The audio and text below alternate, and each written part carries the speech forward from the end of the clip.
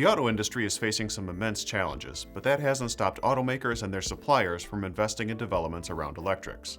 And really, every major car company has made broad commitments to amassing a portfolio that's heavily dependent on battery power. So where will we get the batteries? Well, there are lots of factors here, and experts warn that without investment in domestic material chains and production, we will find ourselves woefully short of batteries when EVs hit the mainstream.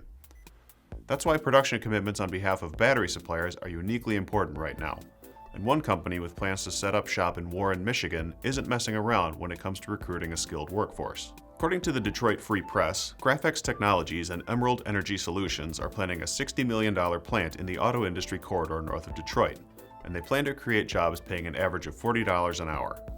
The operation will process natural graphite to be used in lithium-ion batteries to power EVs, and will employ 125 workers when it's up and running. And while not every worker will make this enviable salary, Graphex says there are entry-level jobs starting much lower. Some roles pay up to $60 an hour.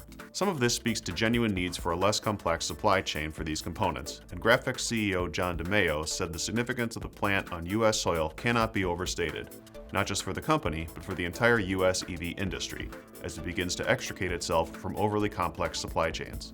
The Free Press also quoted Sam Abelsamid, principal research analyst for Guidehouse Insight's e-mobility solution, who described the current scenario where batteries are typically produced in Asia with materials sourced from Africa or even South America. As EV production grows in North America, he said, shipping all of this around the world multiple times makes no sense. I'm Andy Zoll, and this is IEN Now.